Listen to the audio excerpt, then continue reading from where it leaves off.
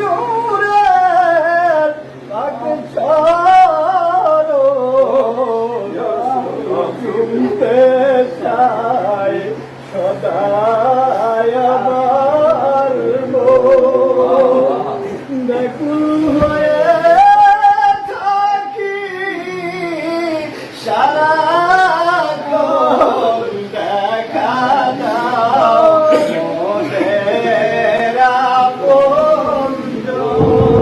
ইয়া নবী সালাম আলাইকা ইয়া রাসূল সালাম আলাইকা ইয়া হাবিব সালাম আলাইকা সালাওয়াতুল্লাহ